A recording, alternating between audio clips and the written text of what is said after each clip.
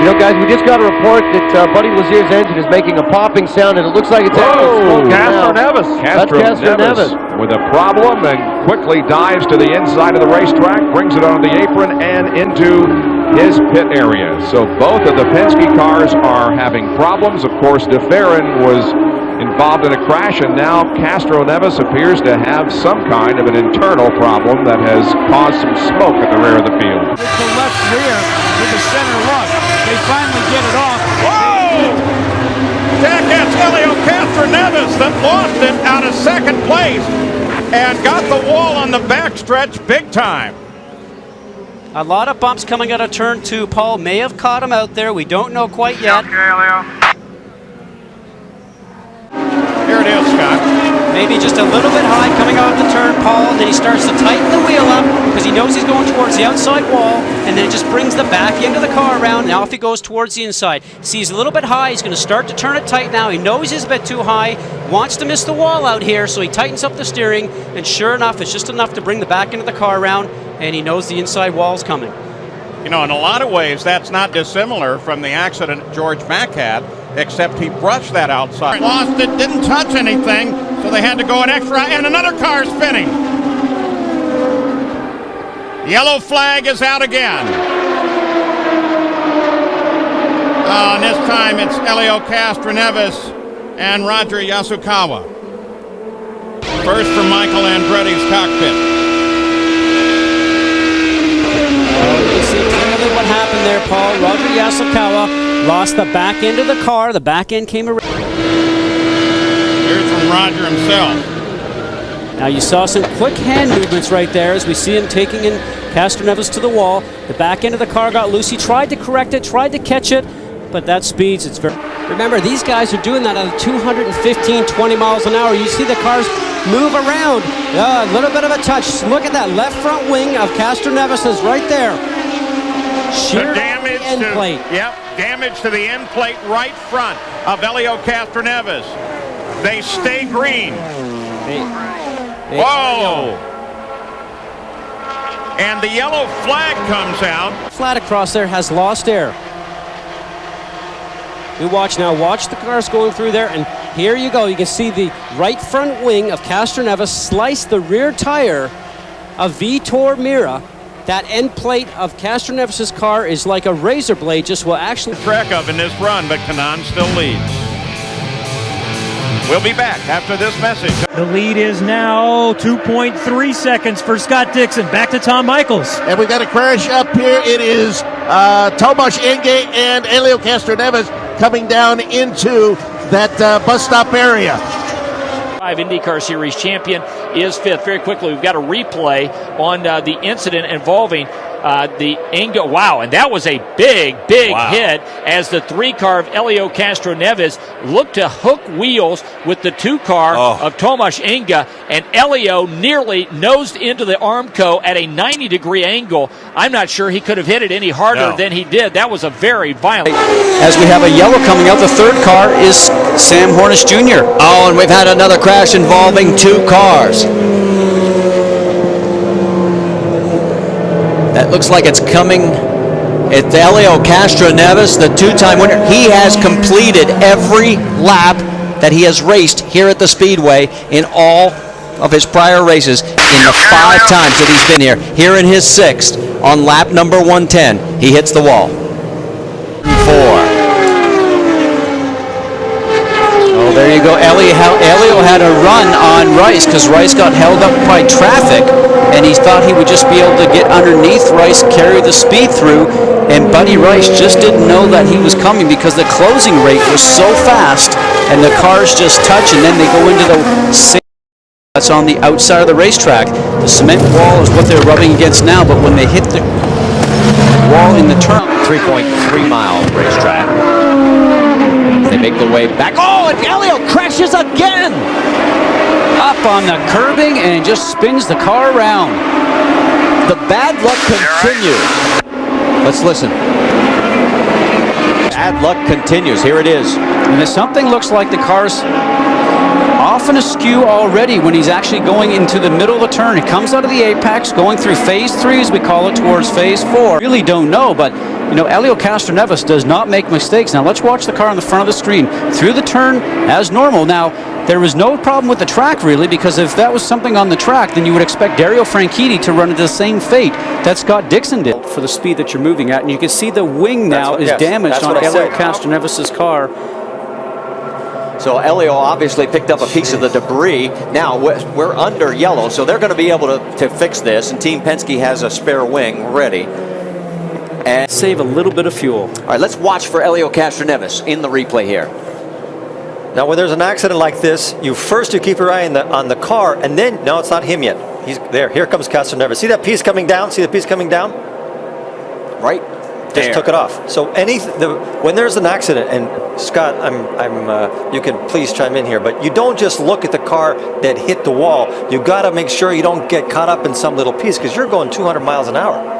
And there's so many pieces there that you hope that you're going to miss them all. Sometimes it's yeah, unfortunately at the left rear corner breaks down, and obviously it's difficult for you to go with 3 wheels, but the good news is the boys put the car together. You know, in fact it was Ryan's backup car. I didn't have a backup car here because of Japan, so we basically end up doing everything we can to rush into the qualifying, and believe it or not, they put a great thing together, and we started in the lap. He's going to have to pedal that thing extra hard, as right now Power's going to contact! Look out! Castroneves has contact with Vitor Mira, and he is hard into the tire barrier at turn 3. This is about the same location where he's... All right, check the left side of your screen. Yeah, because we had 2 situations going here. Both the Penske cars are trying to make a pass on the cars in front, and just see how close that was. He just caught the back end of Vitor Mira's car, took off the wheel. Like I said, the brakes are no longer working. He is slowing the speed somewhat, but when you go into the tire barrier, it's still an impact. You're right. If you take a look at last week's race where Scott Dixon, he clipped, it wasn't as severe a damage. They cut the tire and also had wing damage, but nobody got launched like this. Yeah, and a moment before that happened, we were watching Will Power trying to go around Dario Franchitti. So both the Penske cars were trying to make a major pass at the end of the straightaway. So our second caution, as we're watching on board with Helio Castroneves now heading to turn number 1. He's going through the chicane right now, Mike, over the railroad tracks into the rough part, heading down to turn 1. Obviously, Tony Kanaan's going to be behind. Braking zone here, coming up. Getting ready for the braking zone. Helio moves to the inside, now to the outside. Whoa! Yeah. So Tony Kanaan literally flew over the top of Helio's car as Helio was braking, Davey, to go into turn number 1. Right here. Oh my God! I'll tell you what, Tony's throttle stuck or something. Yeah. Tony hit there was no. Oh my goodness. That could have been just incredibly devastating. When you see this, fans, you will not believe that Tony Kanaan walked away from this without a scratch. These guys are earning every dollar that they get right now. And Dario Franchitti made some... And there goes Helio around. And he has taken the front nose section off, so the rain has made the track slick enough. And there goes another car, Ed Carpenter, around. This at the exit of turn number 6. Yeah, well, here we go. We got lots of guys spinning around simply because the track is so wet right now. Remember, the guys have the option of putting on the new tires. It's really raining. They certainly would have come in and put the rain tires on. You can see Helio, the back end, comes around just as he's coming out of the turn, slips around very quickly. Now, if it was dry, Marty, he probably would have been able to control that, but the thing would just snap around because of lack of adhesion with this wet surface. And then here is what happened just at turn 7. Another view. There's Helio. And then watch at the end there is Ed Carpenter. I don't know why Ed did that. That was he had. Oh, contact! Will Power gets hit. Several cars going around, and now we have a major melee through turn number 1. You can't win the race on a restart, but you can lose it. Power got punted from behind. Graham Rahal gets out of his trouble and gets back underway. So Briscoe's in there. Saavedra smoking. Double what we had yesterday. Looking for the guilty party. You're right. Everybody's spread out. Let's see what's happening. There it is. It's a car that's on, and he gets through with it. Isn't that always the way it generally happens? So we'll have to get a different view to see exactly who that was. So was that Castroneves that got bumped from behind? No, it was Will Power. And it was Sebastian Bourdais in the 7 that got him. NASCAR style. Then there was no room. There was no room to pass. 1, 2. Pagano ahead of Castroneves. Both of those guys on the harder tires, and look how bumpy it is. There's contact. Same thing yesterday with Sato and Aloshin. Are you kidding? Helio Castroneves is out of this race. And the inside had a look, but then decided to cut back across, and Sebastian was already there. Yeah. Let's have another look at it. It looked like he was going to try to pop out and go, and he's like, I'm not going to make that. I'm going to get back on the racing line, and Sebastian was there. Well, maybe just unaware that Sebastian was really in the mix there a couple of corners ago. It was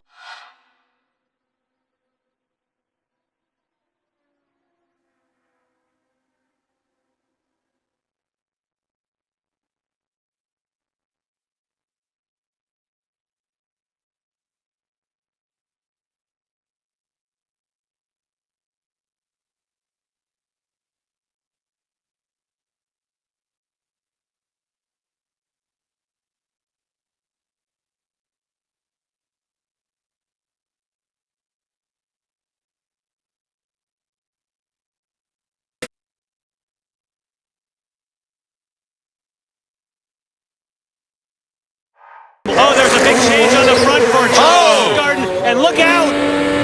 Huge crash on pit lane. That's Rossi, Kimball, Castroneves. And one car was in the air, well on top of the other. Take a look, top of the screen, you see Rossi coming out of his pit stall. He gets together with Kimball. Oh! What a terrifying moment for Helio Castroneves. The left front wheel, the suspension coming in and over the cockpit. This is 2 races in a row. We saw this problem with Aloshin and Newgarden at Mid-Ohio. And it's, your race leader, I know the feeling. It's been a good month for you so far. No, it has been, and this is the kind of place that obviously TK likes. Sorry, we had a crash. Yeah, Robin, a big one for Helio Castroneves. Got turned around, made contact with the rear, and then the front nose as well. Once again, Pocono Raceway bites. That was little bottom as he went in, and then it just got loose, and that was a hard hit. He kind of rode it out for a good 200-300 feet. And then it just kept going. And really what you don't want is for it to hook back like Bourdais at Indianapolis. So, that's the worst noise in this sport, that thundering blow. Luckily. But he makes it through. Caution, trouble, Helio Castroneves into the wall. Oh, dear.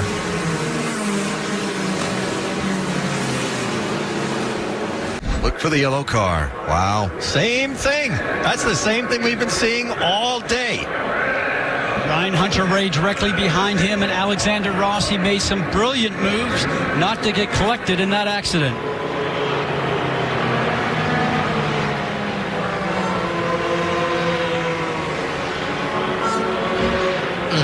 Back end's light, it comes around. You cannot control that.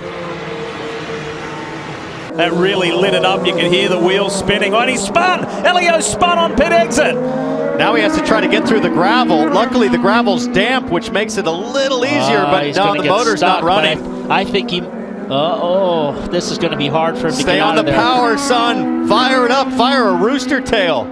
It's like the Glamis Dunes. You know how to do that. Go ahead. He's going to get high-sided with no speed there. You'll end up getting high-sided on the edge of the track. The car will bottom out right there. Here comes the yellow. This is going to be a full-course yellow. Now that it's gone yellow, it's going to give the track that opportunity to get wet. As we see Castroneves come out on the slicks, gassed it, and just looped it right into the grass, and then he got it stuck. He was on cold. Sports Car Series. Jiffy, both of these drivers pitted to make it a 3-stop strategy, but watch this. Castroneves on board now. Watch the contact again for Hunter-Reay. Hip check going into the S's on the backside. I can see him coming now. Everybody's out on the inside. A couple cars go straight. Everybody's going off. Oh, cars spinning, cars wrecking everywhere. was so intense. Romain Grosjean, World Power right in front of you. Oliver Askew was involved. Both Ganassi cars, Pelot and Dixon, missed the turn. Look at Jack Harvey, if that's who it is, in the 06. That's Castroneves is high centered on the apex curve. That's going to be tough to get him going. Let's take another look here. Watch Rosenquist, the third blue and orange car, coming up on Scott Dixon, who's behind Pelot. See that little tap right there? Rosenquist hits Dixon. Dixon shoots up the inside of Pelot, and that's what forced Pelot wide. Rossi followed. Here it is from the front on. Look to the left. There's the contact that unsettled Dixon. And Rosenquist almost took out Pelot as well, avoiding the incident. It'll be interesting to see how IndyCar reorders the field here. There are timing loops. Everybody trying to figure out which way the car in front of them, James, is going to go. There's a big crash. 3 cars in the wall. DeFrancesco. One of the Meyer Shank cars is Helio involved. Castroneves and Graham Rahal. Graham Rahal. Oh, man, that's a tough one. Can't wait to get a replay of what happened there. But as you were saying, Townsend, the tires are cold. There's more marbles. There's more dirt and debris as the race has gone on. That high line kind of gets tougher and tougher to make work. And those guys and girls with us. Looking back, and DeFrancesco was low. They were 3 wide with Graham Rahal in the middle. I'm not sure who the aggressor was there. It's tough to tell if Devlin was trying to make it a 3-wide party or if Helio was more coming to. We'll have to tell you. I want to see it start sooner there. I need to see a little bit earlier as to how they